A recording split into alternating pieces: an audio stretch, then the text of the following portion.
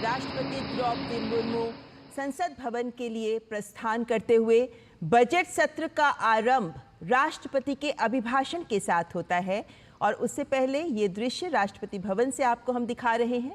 और इस वक्त जब अभिभाषण होगा राष्ट्रपति का, उसमें सरकार के कार्यशैली, सरकार की योजनाओं, सरकार ने जो कुछ हासिल किया है, उन सब की एक तस्वीर सामने आएगी। और राष्ट्रपति के अभिभाषण के धन्यवाद प्रस्ताव पर विस्तृत चर्चा होगी, जिसके बाद प्रधानमंत्री जवाब देंगे। तो राष्ट्रपति का ये अभिभाषण, जो संसद के दोनों सदनों को राष्ट्रपति संबोधित करेंगी, बेहद महत्वपूर्ण होता है।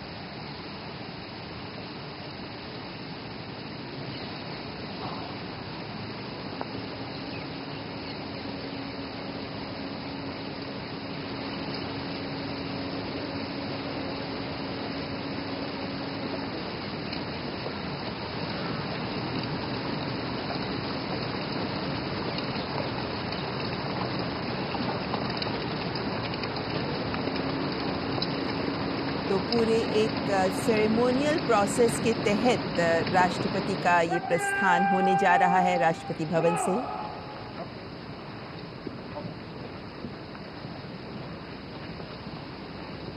आधिकारिक समारोहिक कार्यक्रम के बाद राष्ट्रपति द्रौपदी मुर्मू राष्ट्रपति भवन से संसद भवन के लिए प्रस्थान करते हुए बग्गी में बैठकर राष्ट्रपति संसद भवन तक पहुंचेंगे।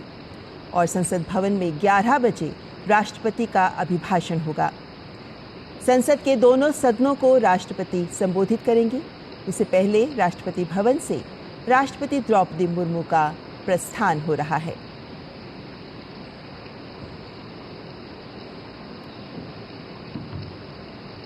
संसद का बजट सत्र, जिसको लेकर पूरे देश की उम्मीदें होती हैं कि इस बार बजट में क्या मिलेगा। बजट सत्र विशेष रूप से विधायी कार्य इस सत्र में बहुत महत्वपूर्ण होते हैं। और जो राष्ट्रपति का अभिभाषण होता है, चूंकि वे भी सरकार की योजनाओं की एक तस्वीर, सरकार किस तरीके से लक्ष्यों को हासिल कर रही है, देश के विकास को आगे बढ़ा रही है, उसकी एक तस्वीर प्रस्तुत करती हैं। इसीलिए राष्ट्रपति का ये अभिभाषण अत्यंत महत्वपूर्ण माना जाता है। और राष्ट्रपति द्रौपदी मुर्मू संसद भवन के लिए प्रस्थान करते हैं।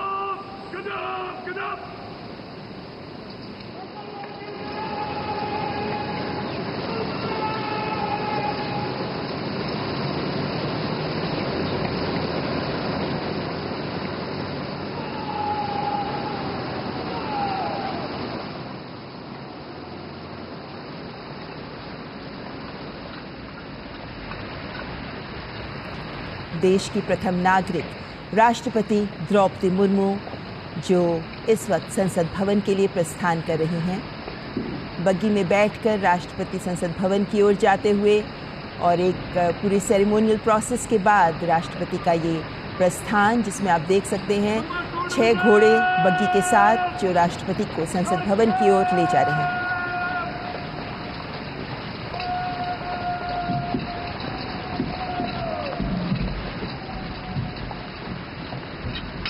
आपको बता दें कि मेजर अविनाश छेत्री और मेजर सिद्धार्थ शर्मा राष्ट्रपति द्रौपदी मुर्मू के साथ बग्गी में बैठकर उनके साथ जाते हुए कुछ ही पलों में राष्ट्रपति द्रौपदी मुर्मू संसद भवन पहुंचेंगी। और इस वक्त सबको इंतज़ार है कि राष्ट्रपति के अभिभाषण में वे कौन से महत्वपूर्ण बिंदु, महत्वपूर्ण उपलब्धियां होंगी जो जगह पाएंगी, क्योंकि अभिभाषण के आधार पर ही विपक्ष के पास भी एक अवसर होगा कि वे जब इस पर चर्चा हो तो अपने विचार सामने रखें।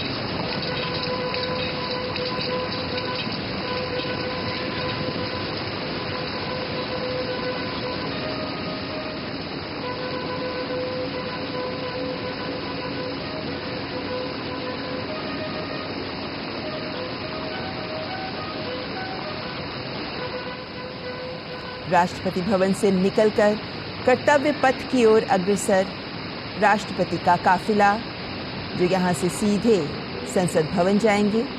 और संसद भवन में 11 बजे का वक्त निर्धारित है जब राष्ट्रपति का अभिभाषण होगा।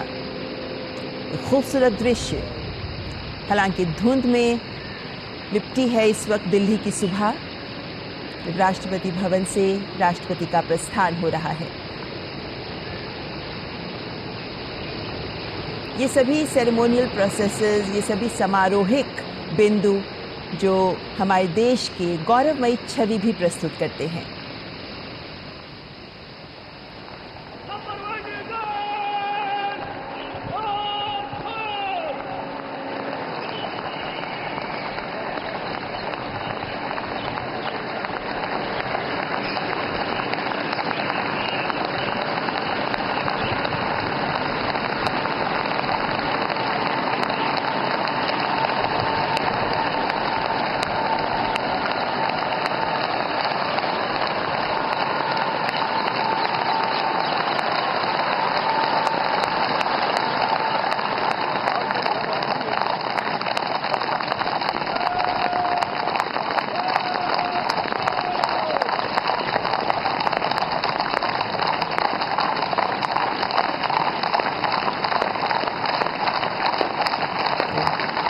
घोड़ों के साथ बग्गी में जाती हुई राष्ट्रपति द्रौपदी मुर्मू, जिनके साथ इस बग्गी में आप देख सकते हैं मेजर अविनाश छेत्री और मेजर सिद्धार्थ शर्मा उनके साथ बैठे हैं।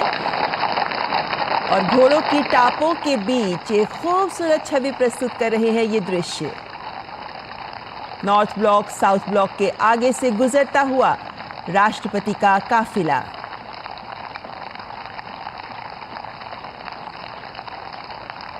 घोड़ों पर बैठे हुए राष्ट्रपति भवन के सुरक्षाकर्मी और यहां से सीधे संसद भवन का रुख कर रही हैं राष्ट्रपति द्रौपदी मुर्मू। भारत जब 75 वर्ष अपने गणतंत्र के मना रहा है, तब ये सभी समारोह और समारोहिक दृश्य हम सब में गर्व की अनुभूति पैदा करते हैं। प्रधानमंत्री नरेंद्र मोदी का अब से कुछ ही देर पहले जो संबोधन हुआ, वो भी इसी तथ्य को रेखांकित करता है कि विकसित भारत के लक्ष्य की ओर अग्रसर है आज देश मिशन मोड में काम करते हुए। और उससे पहले, बजट सत्र से पहले, राष्ट्रपति द्रौपदी मुर्मू का ये काफिला जो संसद भवन की ओर प्रस्थान कर चुका है, कुछ ही पलों में राष्ट्रपति का आगमन होगा संसद भवन में। सबको बेसब्री से इंतजार, जब राष्ट्रपति का अभिभाषण दोनों सदनों के सामने राष्ट्रपति प्रस्तुत करेंगी। नॉर्थ ब्लॉक साउथ ब्लॉक के बीच आप देख सकते हैं ये खूबसूरत दृश्य, किस तरीके से घोड़ों पर बैठे राष्ट्रपति भवन के ये कर्मी जो राष्ट्रपति के काफिले को आगे बढ़ाते हुए और राष्ट्रपति बग्गी में बैठकर संसद भवन की ओर आते हुए। ये जितने भी सेरेमोनियल प्रोसेसेस होती हैं, जितनी भी ये समारोहिक प्रक्रियाएं होती हैं, इन सब का अपना महत्व होता है, क्योंकि ये रेखांकित करती हैं इस प्रक्रिया के महत्व को भी कि किस तरीके से भारत एक गणतंत्र के तौर पर आज अपने इतिहास पर गर्व कर सकता है, अपने वर्तमान के संकल्प के साथ भविष्य की ओर सिद्धि के लिए अग्रसर है आज का भारत। ये दृश्य जो हमें हमारे इतिहास का गौरव पर भी गर्व करने का एक मौका देते हैं, लेकिन साथ ही हमारे आज के वर्तमान के भी खूबसूरत दृश्यों को प्रदर्शित करते हैं। राष्ट्रपति द्रौपदी मुर्मू इस वक्त बग्गी में संसद भवन की ओर प्रस्थान करते हुए।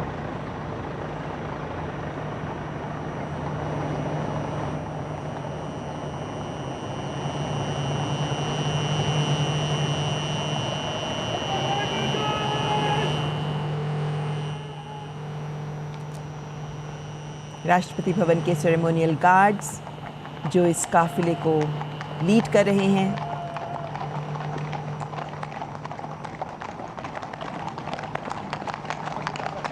और ये घोड़ों की पच्चाप, घोड़ों की टापों की आवाज़ जो अलग ही अनुभूति दे रही हैं इस वक्त इस दृश्य में।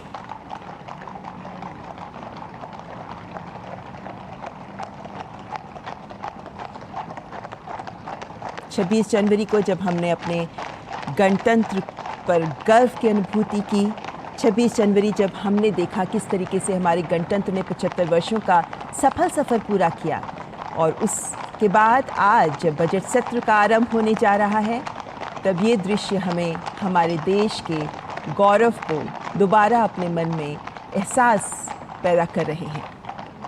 हमारे देश का गौरव जिस पर आज सभी भारतीय गर्व कर रहे हैं, हमारे देश का इतिहास, वर्तमान और उसके बाद अब भविष्य के लिए जिसको तैयार करना आज हमारे हाथ में है। प्रधानमंत्री ने भी इसी तथ्य को रेखांकित किया कि आज की युवा शक्ति हमारे देश को विकसित भारत के स्वप्न को साकार करने में अपना योगदान दे सकती है। और आज जब राष्ट्रपति संसद भवन की ओर बजट सत्र से पहले प्रस्थान कर रही हैं, तो कुछ ही देर बाद राष्ट्रपति का अभिभाषण, जिसमें वो सभी बिंदु स्थान पाएंगे, हमें सुनने को मिलेंगे वो तमाम बिंदु जिनमें भारत के ही उपलब्धियों को आगे किस तरीके से बढ़ाया जा रहा है, किस तरीके से भारत अपने लक्ष्यों की ओर अग्रसर है, किस तरीके से भारत अपने नए संकल्पों के साथ आगे बढ़ रहा है, किस तरीके से आज तक सरकार ने जो कुछ कहा वो हासिल किया और कैसे नए लक्ष्यों की ओर हम प्रयास कर रहे हैं। ये एक पूरी तस्वीर होगी जो राष्ट्रपति के अभिभाषण में सामने रखी जाएगी। हमारी संवैधानिक प्रक्रिया का एक महत्वपूर्ण हिस्सा होता है ये, जब राष्ट्रपति संसद भवन पहुंचते हैं और संसद को संबोधित करते हैं।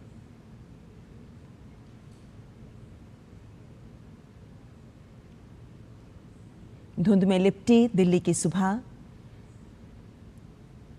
जिसमें राष्ट्रपति का काफिला संसद भवन की ओर अग्रसर।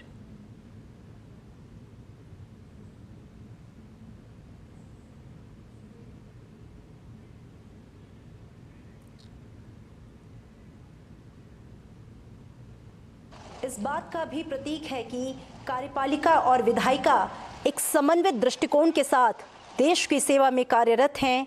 भारतीय संस्कृति में जहां अतिथि को देवता माना गया है, वहां राष्ट्रपति का संसद में प्रवेश लोकतंत्र के सम्मान और उसकी शक्ति का परिचायक भी है। संसद भवन परिसर का ये दृश्य, जहां बस कुछ ही पलों में उनका कारवां पहुंचने वाला है। बग्घी पर सवार होकर इस देश की मुखिया पहुंच चुकी हैं।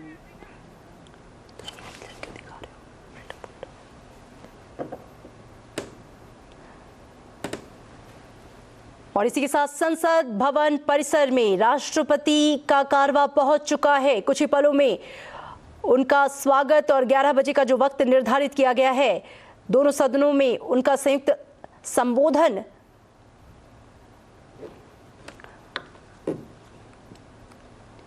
बेहद महत्वपूर्ण होता है। ये संबोधन क्योंकि अनुच्छेद 87 के तहत राष्ट्रपति हर साल बजट सत्र के पहले भी और किसी भी नए सत्र के पहले उनका ये अभिभाषण महत्वपूर्ण, क्योंकि उसके बाद धन्यवाद प्रस्ताव पर बहस और उस पर ये जो संबोधन है आधार का काम करता है। तस्वीरों में आप देख सकते हैं उपराष्ट्रपति जगदीप धनखड़, जो कि राज्यसभा के पदेन सभापति भी हैं, संसद भवन परिसर में प्रवेश कर चुके हैं। उनका आगमन हो चुका है, हाथ जोड़कर अभिवादन स्वीकार करते हुए। और इन तस्वीरों में आप देख सकते हैं राष्ट्रपति का ये पूरा कारवां संसद भवन परिसर में पहुंच चुका है।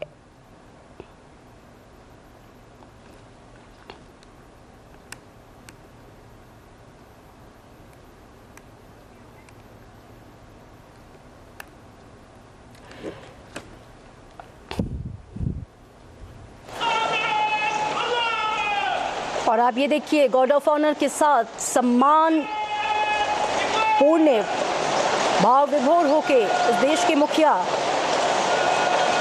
भारतीय गणराज्य की प्रमुख राष्ट्रपति द्रौपदी मुर्मू का स्वागत करते हुए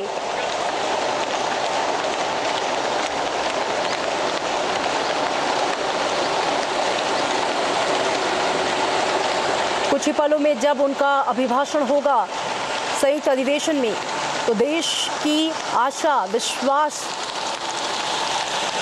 और नीतियों का जो पूरा खाका है, इसका पूरा दर्पण जनता देख सकेगी।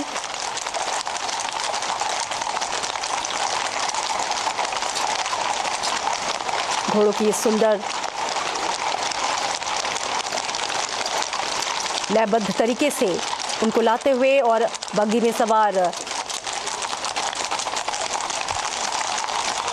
माननीय राष्ट्रपति महोदया पहुंच चुकी हैं संसद भवन परिसर और उनका सम्मान गार्ड ऑफ ऑनर के माध्यम से दिया जा रहा है।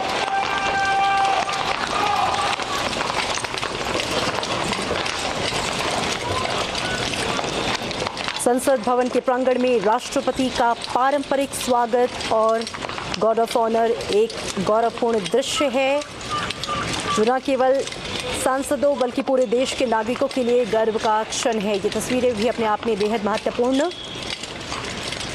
इस देश की लोकतांत्रिक प्रक्रिया, इस देश की संवैधानिक व्यवस्था, और ये देखिए राष्ट्रपति का स्वागत करने के लिए प्रधानमंत्री नरेंद्र मोदी, उपराष्ट्रपति जगदीप धनखड़ और लोकसभा के अध्यक्ष ओम बिरला हाथ जोड़कर उनका अभिवादन स्वीकार करते हुए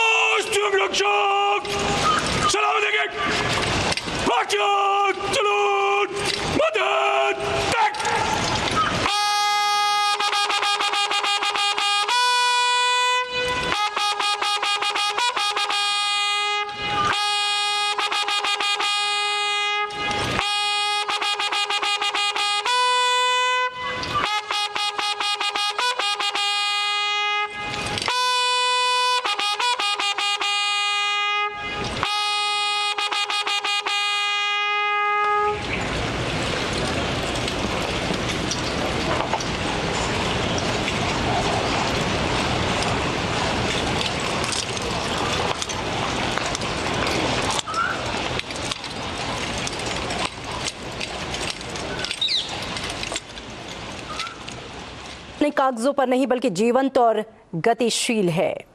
जब संसद में राष्ट्रपति का स्वागत किया जाता है तब वो क्षण देश के गौरव और लोकतांत्रिक मूल्यों को सलाम करता है।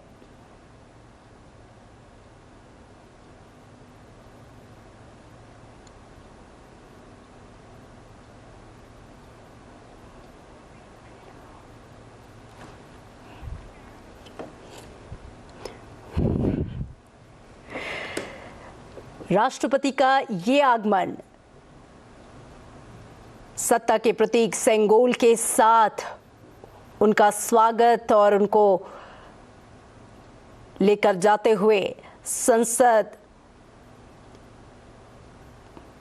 संयुक्त अधिवेशन के लिए, जहां पर वो संबोधित करेंगी लोकसभा और राज्यसभा के सदस्यों को एक साथ, बेहद महत्वपूर्ण ये क्षण। राष्ट्रपति का आगमन इस देश को ये याद दिलाता है कि भारत का जो लोकतंत्र है वो केवल संवैधानिक कागजों पर नहीं बल्कि जीवंत और गतिशील है। जब संसद में राष्ट्रपति का स्वागत होता है तो वो क्षण देश के गौरव और लोकतांत्रिक मूल्यों को सलाम करने जैसा होता है। भारतीय संस्कृति में राष्ट्रपति का संसद में प्रवेश अतिथि सत्कार की भावना से भी जुड़ा है। गार्ड ऑफ ऑनर और सम्मान समारोह इस बात का प्रतीक है कि हम अपने संवैधानिक प्रमुख का सम्मान किस गहराई और किस आत्मसम्मान के साथ करते हैं। ये पारंपरिक सम्मान केवल राष्ट्रपति के लिए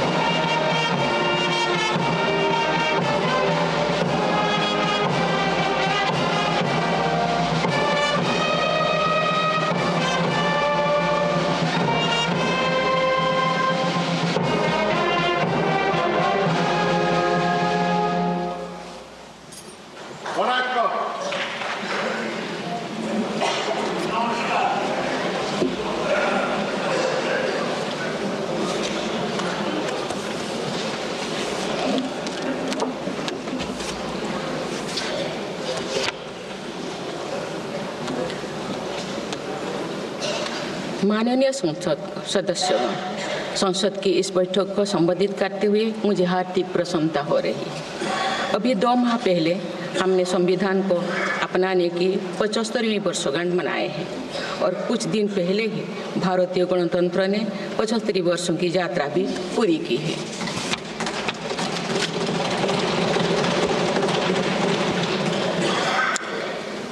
ये अवसर लोकतंत्र की जननी के रूप में भारत के गौरव को नई ऊंचाई देगा। मैं सभी देशवासियों की तरफ से बाबा साहेब आम्बेडकर समेत सभी संविधान निर्माताओं को नमन करती हूँ। माननीय सदस्यगण, इस समय देश में महाकुंभ का ऐतिहासिक पर्व भी चल रहा है। महाकुंभ भारत की सांस्कृतिक परंपरा का, भारत की सामाजिक चेतना का पर्व है। देश और दुनिया से आए करोड़ों श्रद्धालुओं प्रयागराज में पूर्ण स्नान कर चुके हैं। मैं मनो अमावस्या के दिन हुई हादसे पर अपना दुख व्यक्त करती हूँ। घायलों के शीघ्र स्वस्थ होने की कामना करती हूँ। कुछ दिन पहले ही हमने देश के पूर्व प्रधानमंत्री डॉक्टर मनमोहन सिंह जी को खोए हैं। मनमोहन सिंह जी ने 10 वर्ष तक प्रधानमंत्री के रूप में देश की सेवा की। वे लंबे समय तक संसद के सदस्य भी रहे। मैं मनमोहन सिंह जी को भावभीनी श्रद्धांजलि अर्पित करती हूँ। माननीय सदस्यगण, भारत की विकास यात्रा की इस अमृतकाल को आज मेरी सरकार अभूतपूर्व उपलब्धियों के माध्यम से नई ऊर्जा दे रही है। तीसरे कार्यकाल में 3 गुना तेज गति से काम हो रहा है। आज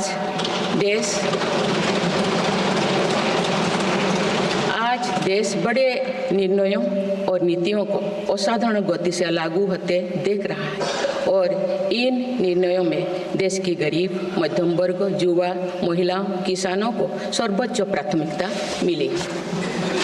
मेरी सरकार ने तीसरे कार्यकाल में सभी के लिए आवास के उद्देश्य की पूर्ति के लिए ठोस कदम उठाए हैं। प्रधानमंत्री आवास योजना का विस्तार करते हुए 3 करोड़ अतिरिक्त परिवारों को नए घर देने का निर्णय लिया गया है। इसके लिए 5,36,000 करोड़ रुपया खर्च किए जाने की योजना है। मेरी सरकार गांव में गरीबों की उनकी आवासीय भूमि का हक देने और वित्तीय समावेशन के लिए प्रतिबद्ध है। इस दिशा में स्वामित्व योजना के अंतर्गत अब तक 2 करोड़ 25 लाख स्वामित्व कार्ड जारी किए गए हैं। इनमें से करीब 70 लाख स्वामित्व कार्ड पिछले 6 महीने से जारी किए। पीएम किसान सम्मान निधि के तहत करोड़ों किसानों को पिछले महीने में 41,000 करोड़ रुपया की राशि का भुगतान हुआ है। जनजातीय समाज के 5 करोड़ लोगों के लिए धरती व जनजातीय ग्राम उत्कर्ष अभियान प्रारंभ हुआ है। इसके लिए 80,000 करोड़ रुपये का प्रावधान किया गया है। आयुष्मान भारत योजना के अंतर्गत 70 वर्षों और उससे अधिक उम्र के 6 करोड़ वरिष्ठ नागरिकों को स्वास्थ्य बीमा देने का फैसला हुआ है। इन्हें हर वर्ष 5 लाख रुपए का हेल्थ कवर मिलेगा। छोटे उद्यमियों के लिए मुद्रा ऋण की सीमा 10 लाख रुपये से बढ़कर 20 लाख रुपया कर दी गई। मेरी सरकार ने युवाओं की शिक्षा और उनके लिए रोजगार के नए अवसर तैयार करने पर विशेष फोकस किया है। मेधावी छात्रों को उच्च शिक्षा में वित्तीय सहायता देने के लिए पीएम विद्यालक्ष्मी योजना शुरू की गई। 1 करोड़ युवाओं को शीर्ष 500 कंपनियों में इंटर्नशिप के अवसर भी दिए जाएंगे। पेपर लीक की घटनाओं को रोकने और भर्ती में पारदर्शिता सुनिश्चित करने के लिए नया कानून लागू किया गया है। 100 साहूकार से समृद्धि की भावना पर चलते हुए सरकार ने त्रिभुवन सहकारी यूनिवर्सिटी की स्थापना को प्रस्ताव स्वीकृत किया है। सरकार ने प्रधानमंत्री ग्राम सड़क योजना के चौथे चरण में 25,000 बस्तियों को जोड़ने के लिए 70,000 करोड़ रुपया स्वीकृत किए। आज जब हमारा देश अटल जी की जन्म शताब्दी का वर्ष मना रहा है, तो प्रधानमंत्री ग्राम सड़क योजना उनके विजन का पर्याय बनी हुई है। देश में अब 71,000 वंदे भारत, अमृत भारत और नमो भारत ट्रेन चल रही है, जिनमें पिछले 6 माह में ही 17 नए वंदे भारत और एक नमो भारत ट्रेन को जोड़ा गया है। वन नेशन वन इलेक्शन और वक्फ अधिनियम संशोधन जैसे कई महत्वपूर्ण विषय पर भी सरकार ने तेज गति से कदम आगे बढ़ाए हैं। माननीय सदस्यगण, मेरी सरकार के 1 दशक के कार्यकाल ने विकसित भारत की यात्रा को नई ऊर्जा दी है।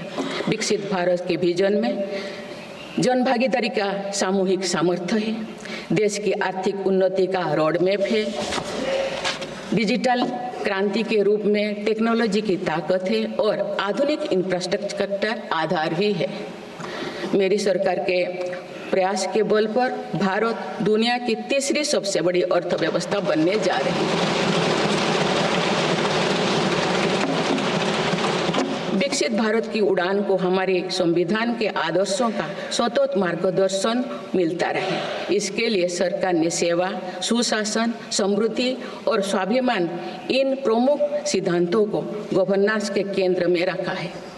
सरकार रिफॉर्म, परफॉर्म और ट्रांसफॉर्म के अपने संकल्पों को तेज गति से आगे बढ़ा रही है। मेरी सरकार का मंत्र है सबका साथ, सबका विकास, सबका विश्वास और सबका प्रयास, और इस मंत्रों का एक ही लक्ष्य है, विकसित भारत का निर्माण।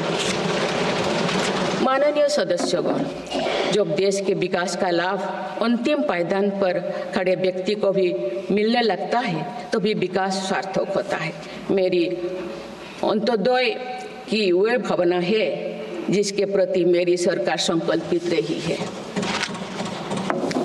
गरीब को गरिमापूर्ण जीवन मिलने से उसमें जो सशक्तिकरण का भाव पैदा होता है और गरीबी से लड़ने में उसकी मदद करता है। स्वच्छ भारत अभियान के तहत बने 12 करोड़ शौचालय, प्रधानमंत्री उज्ज्वला योजना के तहत निःशुल्क दिए गए 10 करोड़ गैस कनेक्शन, 80 करोड़ जरूरतमंदों का राशन, सौभाग्य योजना, जल जीवन मिशन जैसे अनेक योजनाओं में गरीब को ये भरोसा दिया गया है कि वे सम्मान के साथ जी सकते हैं। ऐसे ही प्रयासों की वजह से देश के 25 करोड़ लोग गरीबों को परास्त करके आज अपने जीवन में आगे बढ़ रहे हैं। इन्होंने न्यू मिडिल क्लास का एक ऐसा समूह तैयार किया है जो भारत की ग्रोथ को नई ऊर्जा से भर रहा है। माननीय सदस्यगण, भारत जैसे देश की आर्थिक उन्नति मध्यम वर्ग मिडिल क्लास की आकांक्षाओं और उनकी पूर्ति से परिभाषित होती है। मध्यम वर्ग जितने बड़े सपने देखेगा, देश उतने ही ऊंचा उड़ान भरेगा। मेरे सरकार ने मुक्त स्वर से मध्यम वर्ग के योगदान को न केवल स्वीकारा है, बल्कि हर मौके पर उसे सराहा भी है। सरकारी कर्मचारी भी मिडिल क्लास के अहम प्रतिनिधि है। हाल ही में मेरी सरकार ने सरकारी कर्मचारियों के कल्याण के लिए 8वें वेतन आयोग के गठन का निर्णय लिया है। ये निर्णय आने वाले वर्षों में सरकारी कर्मचारियों के वेतन में बड़ी वृद्धि का आधार बनेगा। केंद्र सरकार के लाखों कर्मचारियों का यूनिफाइड पेंशन स्कीम के तहत 50% सुनिश्चित पेंशन देने का निर्णय भी लिया गया है, जिसका व्यापक स्वागत हुआ है। मध्यम वर्ग का अपने घर का सपना पूरा करने के लिए भी मेरी सरकार प्रतिबद्ध है। रेरा जैसे कानून बनाकर मध्यम वर्ग के सपने को सुरक्षा दी गई है। घर के लिए लोन पर सब्सिडी दी जा रही है। उड़ान योजना ने लगभग 1.5 करोड़ लोगों का हवाई जहाज में उड़ने का सपना पूरा किया गया है। जन औषधि केंद्रों में 80% रियायती दरों पर मिल रही दवाओं से देशवासियों की 30,000 करोड़ रुपये से ज़्यादा बचे हैं। हर विषय की पढ़ाई के लिए सीटों की संख्या में भी कई गुना बढ़ोतरी का बहुत लाभ मध्यम वर्ग को मिला है। राष्ट्र निर्माण में करदाता के योगदान को मेरी सरकार ने सम्मान देते हुए टैक्स से जुड़े मसलों को आसान किया है। टैक्स विवादों को कम करने के लिए फेसलेस मूल्यांकन की शुरुआत कर पारदर्शिता बढ़ाई गई है। आप देश में 75 वर्ष से अधिक उम्र के वरिष्ठ नागरिकों को जिन्हें सिर्फ पेंशन मिलती है, आयकर रिटर्न दाखिल करने के संबंध में स्वयं निर्णय लेने का अधिकार दिया गया है। माननीय सदस्यगण, मेरी सरकार महिलाओं के नेतृत्व में देश को सशक्त बनाने में यानी ह्यूमन लेड डेवलपमेंट में विश्वास करती है। नारी शक्ति बंधन अधिनियम के द्वारा लोकसभा और विधानसभा में महिलाओं के लिए आरक्षण इस दिशा में एक महत्वपूर्ण कदम है। राष्ट्रीय ग्रामीण आजीविका मिशन के तहत 91 लाख से अधिक स्वयं सहायता समूहों को सशक्त किया जा रहा है। देश की 10 करोड़ से भी अधिक महिलाओं को इसके साथ जोड़ा गया है। इन्हें कुल 9 लाख करोड़ रुपये से अधिक की राशि बैंक लिंकेज के माध्यम से वितरित की जा रही है। मेरी सरकार का लक्ष्य देश में 3 करोड़ लखपति दीदी बनाने का है। आज 1 करोड़ 15 लाख से भी अधिक लखपति दीदी एक गरिमामयी जीवन जी रहे हैं। इनमें से लगभग 50 लाख लखपति दीदी बीते 6 महीने में बनी है। ये महिलाएं एक उद्यमी के रूप में अपने परिवार के आय में योगदान दे रहे हैं। इंश्योरेंस फॉर ऑल की भावना के साथ कुछ महीने पूर्व ही बीमा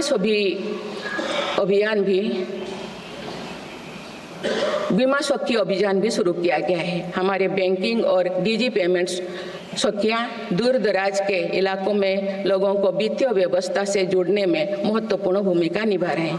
कृषि सखियां नेचुरल फार्मिंग के बढ़ावा दे रही हैं और पशु सखियां के माध्यम से हमारा पशुधन मजबूत हो रहे हैं। ड्रोन दीदी योजना महिलाओं के आर्थिक और तकनीकी सशक्तिकरण का माध्यम बने हैं। ये इस संसद के लिए गौरव का विषय है कि बड़ी संख्या में भारत की बेटियां लड़ाकू विमान उड़ा रही हैं, पुलिस में भर्ती हो रही हैं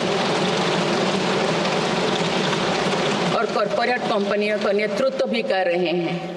मेरी सरकार के निर्णय के बाद बालिकाओं की भर्ती राष्ट्रीय मिलिट्री स्कूलों में प्रारंभ हो गई है। नेशनल डिफेंस एकेडमी में भी महिला कैडेट्स को भर्ती शुरू की गई है। हमारी बेटियां आज ओलंपिक में मेडल लाकर देश को भी गौरवान्वित कर रही हैं। मैं भारत की संसद के माध्यम से देश की नारी शक्ति को विशेष बधाई देती हूँ। माननीय सदस्यगण, पिछले 1 दशक में देश के हर बड़े प्रयास का दायित्व आगे बढ़कर भारत के युवाओं को उठाना पड़ा है। आज हमारा युवा स्टार्टअप स्पोर्ट्स से लेकर स्पेस तक हर फील्ड में देश का नाम रोशन कर रहे हैं। माय भारत पोर्टल के जरिए लाखों युवा राष्ट्र निर्माण के कार्य से जुड़ रहे हैं। पिछले 1 दशक में मेक इन इंडिया, आत्मनिर्भर Bharat, startup India, stand up India और डिजिटल इंडिया जैसी पहल ने युवाओं को रोजगार के अनेक अवसर प्रदान किए हैं। पिछले 2 वर्षों में सरकार ने रिकॉर्ड संख्या में 10 लाख स्थायी सरकारी नौकरियां प्रदान की गई। मेरी सरकार ने युवाओं के बेहतर कौशल और नई अवसरों के सृजन के लिए 2 लाख करोड़ रुपया का पैकेज स्वीकृत किया है। 1 करोड़ युवाओं के लिए इंटर्नशिप की व्यवस्था से युवाओं को ग्राउंड पर काम करने का अनुभव प्राप्त होगा।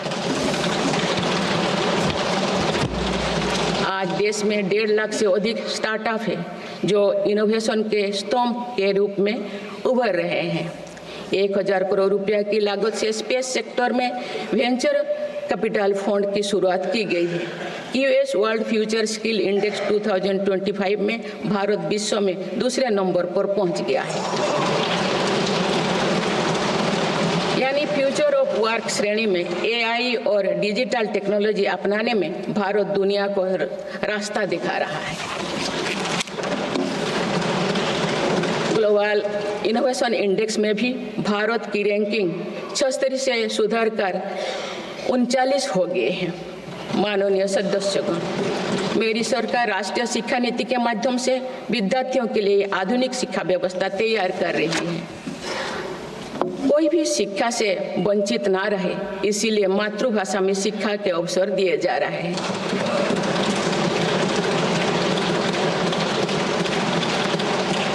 विभिन्न भर्ती परीक्षाएं 13 भारतीय भाषाएं में आयोजित कर भाषा संबंधी बाधाओं को भी दूर किया गया है। बच्चों में इनोवेशन को बढ़ावा देने के लिए 10,000 से अधिक स्कूलों में अटल टिंकरिंग लैब्स खोली गई है। ईज ऑफ डूइंग रिसर्च के लिए हाल ही में one nation one subscription scheme लागू कर दिया है। इससे अंतर्राष्ट्रीय शोध की सामग्री निःशुल्क उपलब्ध हो सकेगी। पिछले 1 दशक में उच्च शिक्षण संस्थाओं की संख्या बढ़ी है। इनकी गुणवत्ता में भी व्यापक सुधार हुआ है। यूएस विश्व यूनिवर्सिटी एशिया रैंकिंग में हमारे 163 विश्वविद्यालय शामिल हुई है।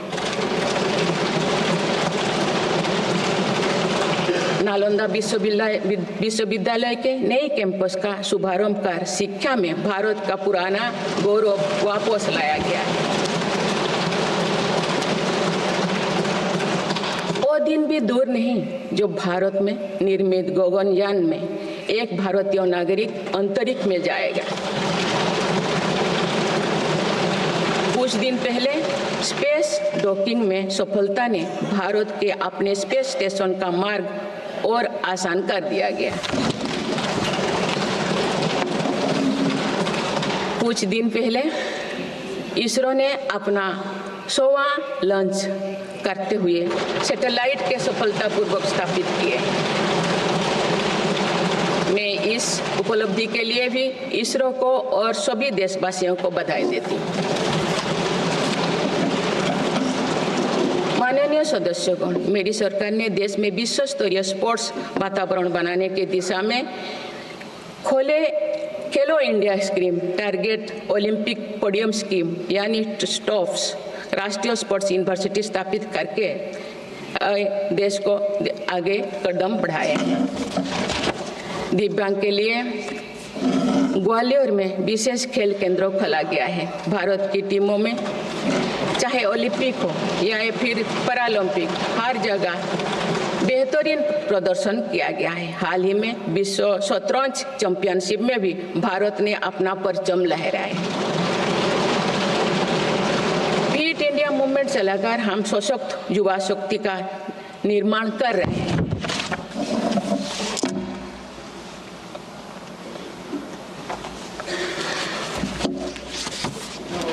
माननीय सदस्यगण, विकसित भारत के निर्माण में किसान, जवान और विज्ञान के साथ ही अनुसंधान का बहुत बड़ा महत्व है। हमारा लक्ष्य भारत को ग्लोबल इनोवेशन पावर हाउस बनाना है। देश के शिक्षण संस्थानों में अनुसंधान को बढ़ावा देने के लिए 50,000 करोड़ रुपया की लागत से अनुसंधान नेशनल रिसर्च फाउंडेशन स्थापित किया गया है। 10,000 करोड़ रुपया के लागत से विज्ञान धारा योजना के तहत विज्ञान एवं प्रौद्योगिकी में इनोवेशन को बढ़ावा दिया जा रहा है। आर्टिफिशियल इंटेलिजेंस के क्षेत्र में भारत के योगदान को आगे बढ़ाते हुए इंडिया एआई मिशन प्रारंभ किया गया है। राष्ट्रीय क्वांटम मिशन से भारत इस फ्रंटियर टेक्नोलॉजी में दुनिया के अग्रणी देशों की पंक्ति में स्थान बना सकेगा। मेरी सरकार देश में बायो मैन्युफैक्चरिंग को बढ़ावा देने के उद्देश्य से बायो ई ट्री पॉलिसी लाई है। ये पॉलिसी भविष्य की औद्योगिक क्रांति का सूत्रधार होगा।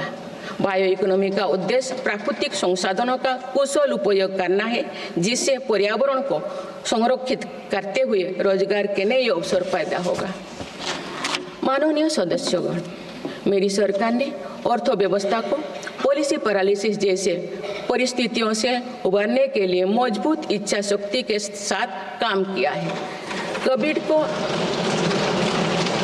कोविड और उसके बाद के हालात एवं युद्ध जैसी वैश्विक चिंताओं के बावजूद भारतीय अर्थव्यवस्था ने जो स्थायित्व एवं रेजिलियंस दिखाया है, वो उसके सशक्त होने का प्रमाण है। मेरी सरकार ने ईज ऑफ डूइंग बिजनेस को बढ़ावा देने के लिए कई महत्वपूर्ण कदम उठाए हैं। वन नेशन वन टैक्स की भावना के तहत जीएसटी को व्यवस्था लागू की गई है, जिसका फायदा सभी राज्यों को मिल रहा है। मेक इन इंडिया जैसी नीतियों के कारण आप बड़े ग्लोबल ब्रांड को प्रोडक्ट पर भी मेड इन इंडिया के लेवल्स देखने लगे हैं। माननीय सदस्यगण, भारत के छोटे व्यापारी गांव से लेकर शहरों तक हर जगह आर्थिक प्रगति को गति देते हैं। मेरी सरकार छोटे उद्यमियों को अर्थव्यवस्था की रीढ़ मानते हुए उन्हें स्वरोजगार के नए अवसर दे रही है। एमएसएमई के लिए क्रेडिट गारंटी स्कीम और ई कॉमर्स एक्सपोर्ट हब्स सभी प्रकार के उद्योगों को बढ़ावा दे रही है। तीसरी कार्यकाल में मेरी सरकार द्वारा मुद्रा ऋण की सीमा को 10 लाख रुपये से बढ़ाकर 20 लाख रुपया करने का लाभ करोड़ों छोटे उद्यमियों को हुआ। मेरी सरकार ने क्रेडिट एक्सेस को आसान बनाया है। इससे वित्तीय सेवाओं की लोकतांत्रिक बनाया जा सका है। आज लोन, क्रेडिट कार्ड, बीमा जैसे प्रोडक्ट सबके लिए आसानी से सुलभ हो रही है। दशकों तो हमारे देश के रेहड़ी फैक्ट्री पर दुकान लगाकर आजीविका चलाने वाले भाई बहन बैंकिंग व्यवस्था से बाहर रहे। आज उन्हें पीएम स्वनिधि योजना का लाभ मिल रहा है। डिजिटल ट्रांजैक्शन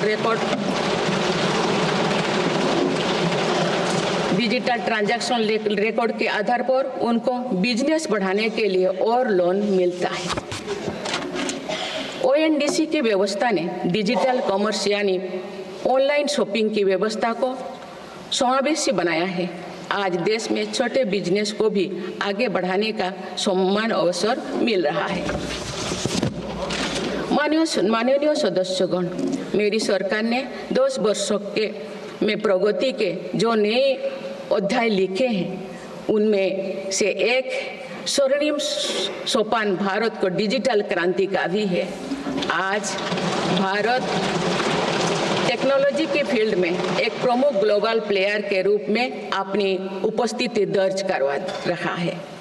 दुनिया के बड़े देशों के साथ ही भारत में 5G सर्विसेज की शुरुआत इसका एक बड़ा उदाहरण है। भारत की यूपीआई टेक्नोलॉजी की सफलता से दुनिया के कई विकसित देश भी प्रभावित हैं। आज 50% से ज़्यादा real time digital transaction Bharat में हो रहा है। मेरी सरकार ने डिजिटल टेक्नोलॉजी को सामाजिक न्याय और समानता के एक टूल के तौर पर इस्तेमाल किया है। डिजिटल पेमेंट कुछ लोगों या कुछ वर्गों तक सीमित नहीं है। भारत में छोटे से छोटा दुकानदार भी इस सुविधा का लाभ उठा रहे हैं। गांव में भी बैंकिंग सेवाएं और यूपीआई जैसे वर्ल्ड क्लास टेक्नोलॉजी उपलब्ध है। भारत में पिछले 10 साल में बने 5 लाख से ज़्यादा कॉमन सर्विस सेंटर्स सरकार की दर्जनों सुविधाएं ऑनलाइन उपलब्ध कराए जा रहे हैं। मेरी सरकार ने लोगों के जीवन पर सरकार का प्रभाव कम करने के लिए ई गवर्नेंस को महत्व दिया है। डिजी लॉकर्स की व्यवस्था ने लोगों को कभी भी कहीं भी अपने महत्वपूर्ण डॉक्यूमेंट्स पाने और दिखाने की सुविधा दी गई। तेजी से डिजिटाइज होते हमारे समाज में आज राष्ट्रीय सुरक्षा से जुड़ा एक और महत्वपूर्ण विषय साइबर सिक्योरिटी है। डिजिटल फ्रॉड, साइबर क्राइम और डीप फेक जैसे टेक्नोलॉजी सामाजिक, आर्थिक और राष्ट्रीय सुरक्षा के लिए चुनौती भी बनी है। इन साइबर क्राइम को नियंत्रित करने के लिए कई कदम उठाए गए हैं। साइबर सुरक्षा के क्षेत्र में भी युवाओं के लिए रोजगार की संभावनाएं हैं। मेरी सरकार साइबर सिक्योरिटी में दक्षता सुनिश्चित करने दिशा में निरंतर कार्यरत है। इसके फलस्वरूप भारत ने ग्लोबल साइबर सिक्योरिटी इंडेक्स में Tier 1 स्टेटस प्राप्त कर लिया है।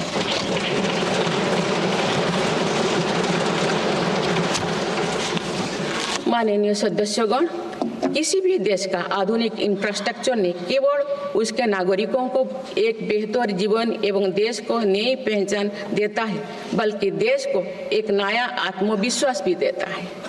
बीते दशक में भारत ने वर्ल्ड क्लास इंफ्रास्ट्रक्चर निर्माण के कई माइलस्टोन तय किए हैं। इस आधुनिक इंफ्रास्ट्रक्चर से दुनिया में भारत की छवि मजबूत हुई है।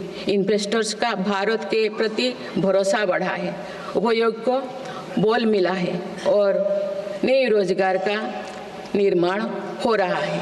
मेरी सरकार देश के हर हिस्से को हाईवे, एक्सप्रेसवे से कनेक्ट करने के लिए मिशन मोड में काम कर रही है। पीएम गति शक्ति नेशनल मास्टर प्लान के द्वारा परियोजना पर पूरा करने की गति तेज हुई है। 2 साल पहले बुनियादी ढांचे का बजट लगभग 2 लाख करोड़ रुपया था, जो पिछले बजट में बढ़कर 11 लाख करोड़ रुपया से अधिक हो गया।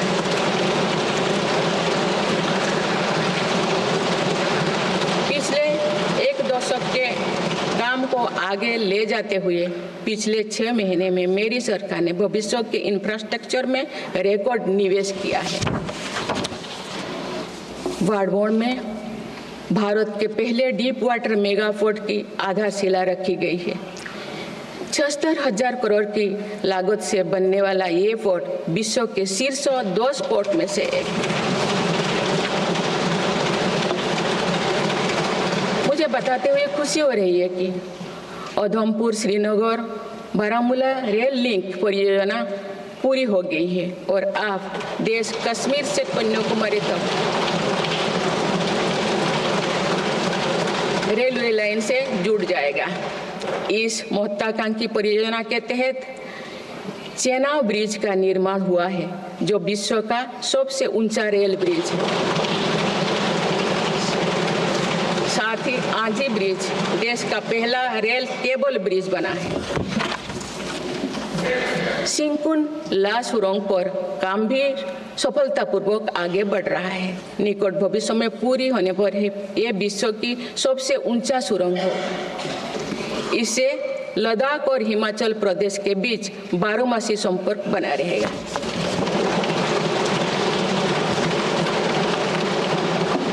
भारत का एविएशन सेक्टर तेजी से विकास कर रहा है। देश की एयरलाइन कंपनियों ने 1700 से अधिक नए विमानों के ऑर्डर दिए हैं। इतनी बड़ी संख्या में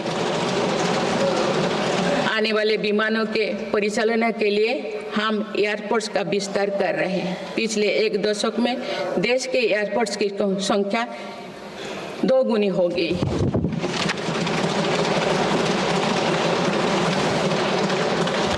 माननीय सदस्यगण, विकसित भारत को गति देने के लिए हमारे शहरों को फ्यूचर रेडी बनाना आवश्यक है। इस दिशा में मेरी सरकार ने शहरी सुविधाओं का आधुनिकीकरण कर उन्हें एनर्जी एफिशिएंट बनाने पर जोर दिया है। साथ ही नए शहर के विकास के भी नींव रखी जा रही है। मेरी सरकार ने लगभग 28,000 करोड़ रुपया के निवेश से देश भर में 12 इंडस्ट्रियल नोड और शहरों के पास 100 औद्योगिक पार्क बनाने का भी निर्णय लिया है।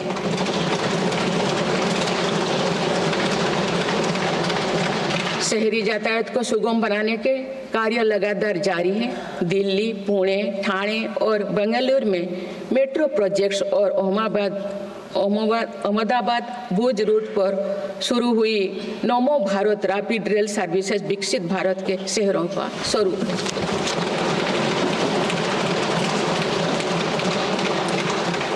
सप्ताह पूर्व ही दिल्ली में रिठारा नौरेला कुंडली कॉरिडोर का काम शुरू हुआ है, जो दिल्ली मेट्रो नेटवर्क के बड़े सेक्शन में से एक होगा। मेरी सरकार के निरंतर प्रयास से दिल्ली में मेट्रो टूर लगातार बढ़ रहा है। 2014 में दिल्ली एनसीआर में मेट्रो का कुल नेटवर्क 200 किलोमीटर से भी कम था। अब ये बढ़कर दुगुना से भी ज़्यादा हो गया है।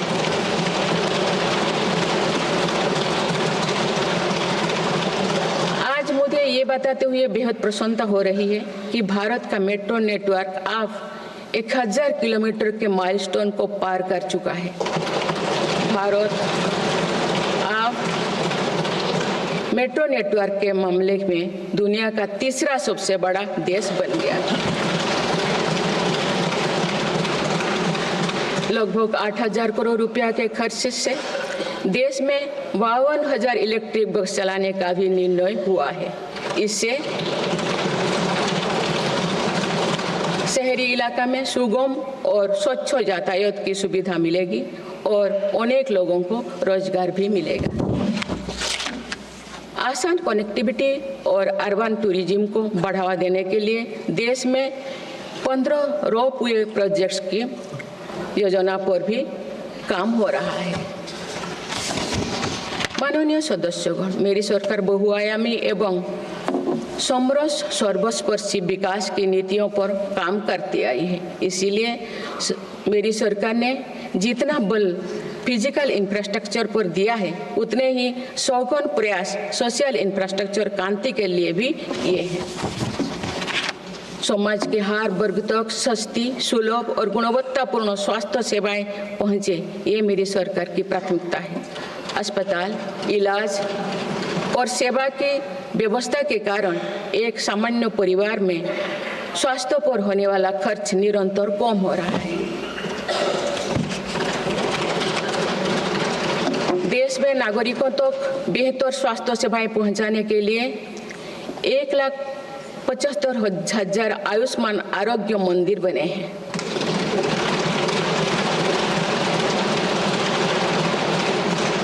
देश में कैंसर मरीजों की बढ़ती संख्या और इलाज में होने वाले खर्च को देखते हुए अनेक कैंसर दवाओं को कस्टम ड्यूटी में से मुक्त कर दिया गया है।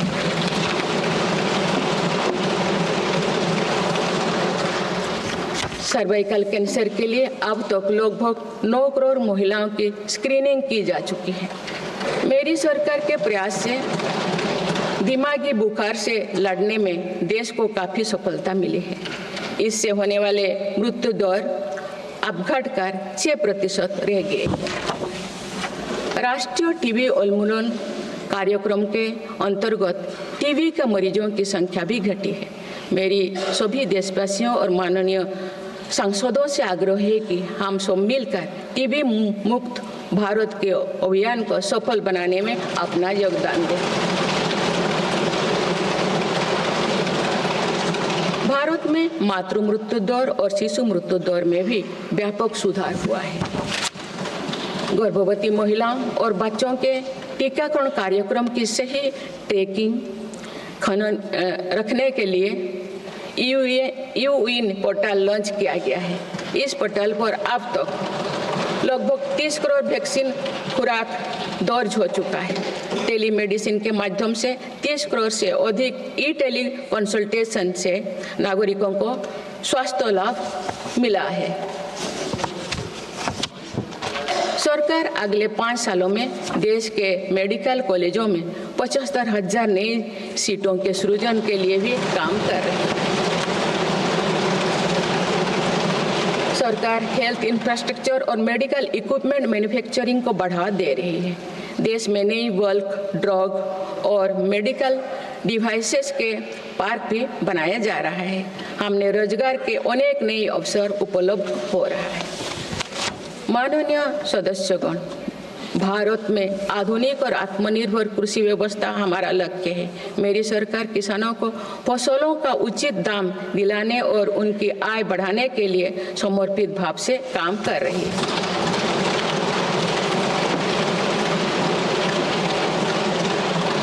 वर्ष 2023-24 में रिकॉर्ड 332 मिलियन टन अनाज उत्पादन हुआ है और आज भारत विश्व का सबसे बड़ा दूध, दाल और मसालों का उत्पादक है। सरकार ने खरीफ और रबी फसलों के एमएसपी में निरंतर बढ़ोतरी की है। पिछले 10 दशक में धान, गेहूं, दलहन, तिलहन और मोटे अनाज की खरीद पर 3 गुना ज्यादा राशि खर्च की गई है। पिछले 6 महीने में फसलों की जलवायु अनुकूल, बायो फोर्टिफाइड और अच्छी उपज देने वाले 109 उन्नत प्रजातियां किसानों को सौंपी गई है। देश में कृषि इंफ्रास्ट्रक्चर को सुदृढ़ करने के लिए सरकार ने कृषि इंफ्रास्ट्रक्चर फंड योजना के दायरे का विस्तार किया है। इससे ग्रामीण क्षेत्रों में रोजगार को और बढ़ावा मिलेगा।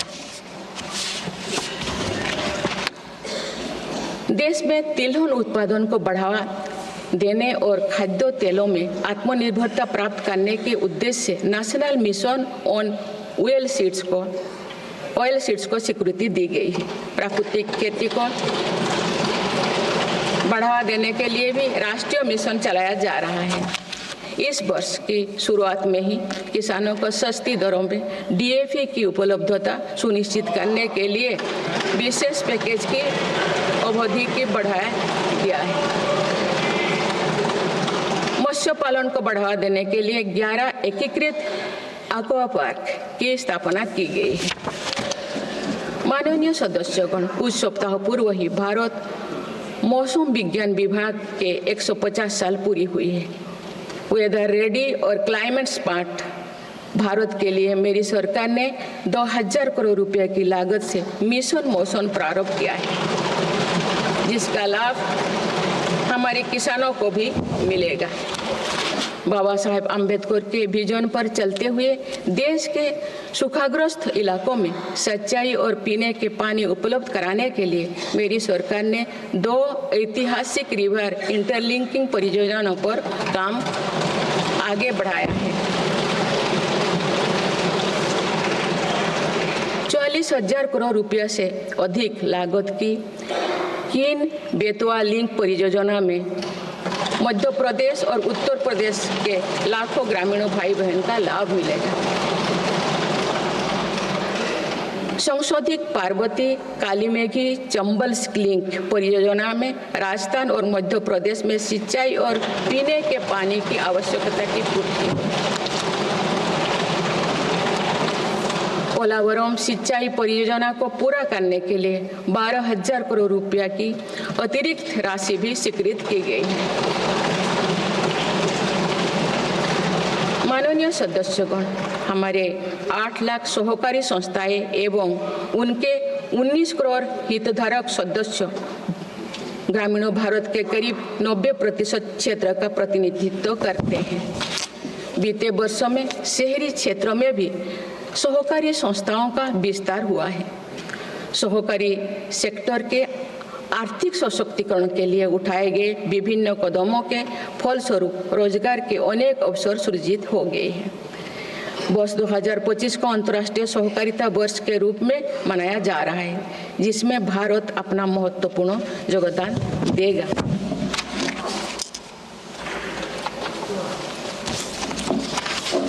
माननीय सदस्यगण, हम जब राष्ट्र के विकास और उपलब्धियों की चर्चा करते हैं तो वास्तव में हम राष्ट्र के नागरिकों की क्षमता एवं उपलब्धियों का ही उल्लेख कर रहे होते हैं। आज देश के विकास में सबका साथ है, इसीलिए हम देश के सही सामर्थ्यों का अनुभव कर पा रहे हैं। मेरी सरकार के प्रयासों का सबसे अधिक लाभ देश के दलित, वंचित और आदिवासी समाज को मिल रहा है।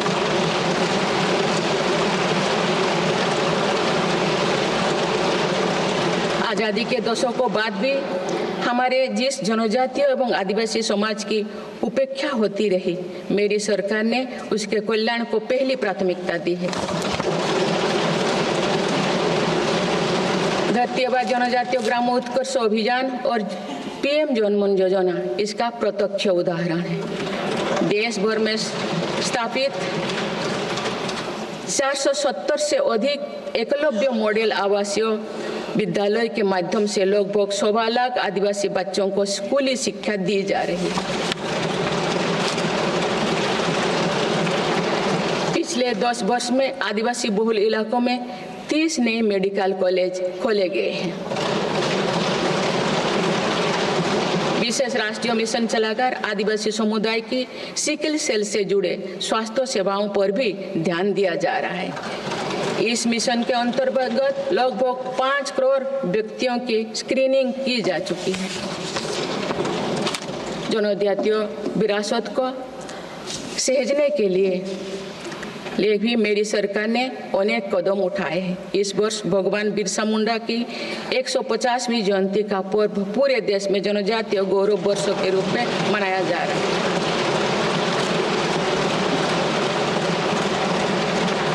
माननीय सदस्यगण, विकसित भारत की एक महत्वपूर्ण कसौटी देश का संतुलित विकास है। किसी क्षेत्रों में ये भावना नहीं होनी चाहिए कि वे विकास में पीछे छूट गए हैं। मेरी सरकार ने नॉर्थ ईस्ट के लोगों की इन्हीं भावनाओं को समझा, उनके दिल से दूरियों का भाव समाप्त किया।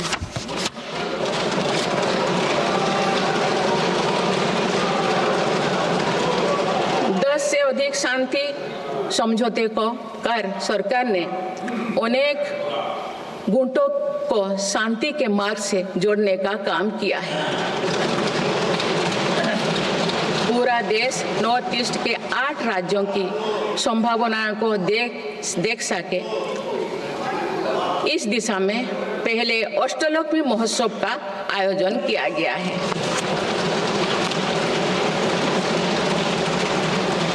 पूर्वोत्तर के विकास के साथ साथ सरकार ने देश के पूर्वोत्तर यानी पूर्वी राज्यों के सर्वांगीण विकास की कार्य योजना पर काम शुरू कर दिया गया है, जिससे रोजगार के नए अवसर भी उपलब्ध होगी। अंडमान निकोबार एवं लक्षद्वीप में विकास की कई परियोजनाएं प्रारंभ कर उन्हें राष्ट्र की विकास यात्रा में महत्वपूर्ण स्थान दिया गया है। अनुच्छेद 370 हटाने के बाद जम्मू कश्मीर में विकास का एक नया वातावरण बना है।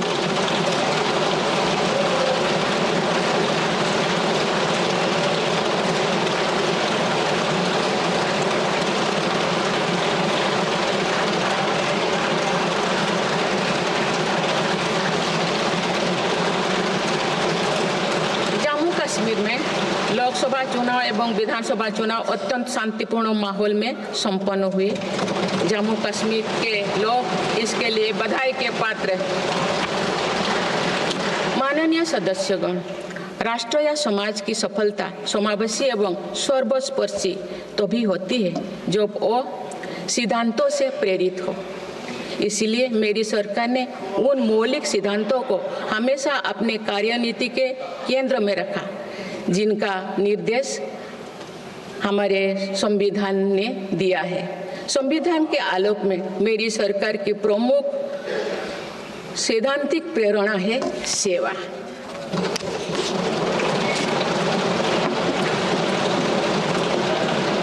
मेरी सरकार मानती है कि 140 करोड़ देशवासियों की सेवा ही सरकार का प्रमुख कर्तव्य है।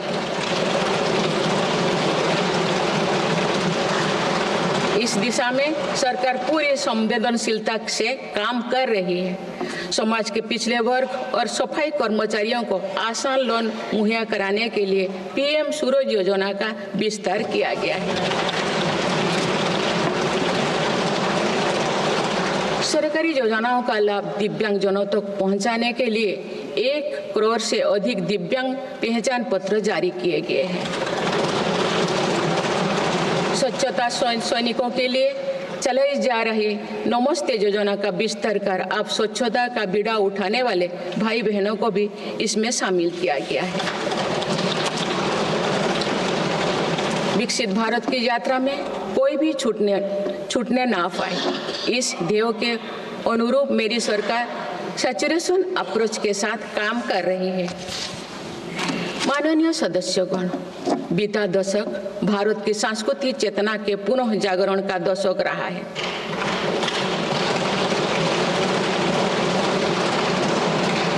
हम अपनी विरासत पर गर्व और विकास के प्रति समर्पण के साथ ऐसा भविष्य गढ़ रहे हैं जहां संस्कृति और प्रगति साथ साथ आगे बढ़े।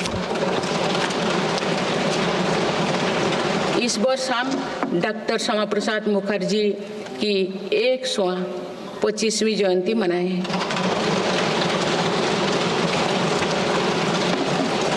उन्होंने कहा था कि सच्चा राष्ट्रवाद केवल भारत की भौतिक एकता नहीं बल्कि उनकी सांस्कृतिक एकता को मजबूत करने में है।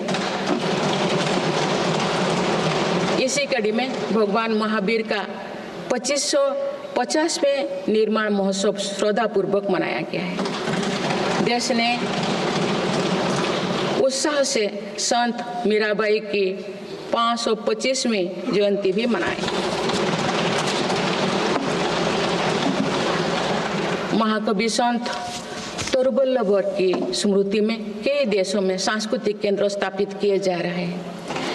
मेरी सरकार काशी तमिल संगमम, काशी तेलुगु संगमम, सौराष्ट्र तमिल संगमम जैसे सांस्कृतिक आयोजन करके देश की एकता को बढ़ावा दे रहे हैं। माननीय सदस्यगण, हमारी पांडुलिपियों या हमारी धरोहर है, इनमें विशाल ज्ञान समाहित है जिसका मानव जाति के लाभ के लिए अध्ययन, शोध और उपयोग करने की आवश्यकता है।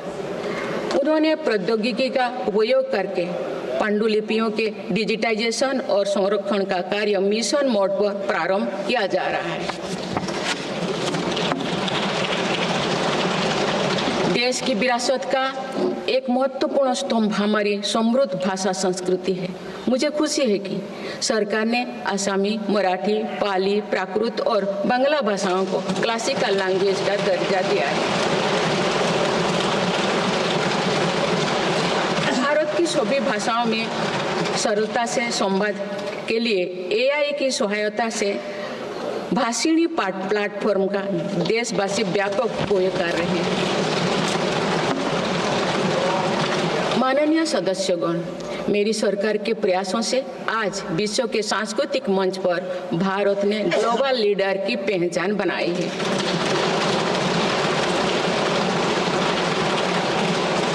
सभी एशियाई बौद्ध देशों को आपस में जोड़ने के लिए मेरी सरकार ने पहली एशियाई बुद्धिस्ट कॉन्फ्रेंस का आयोजन किया।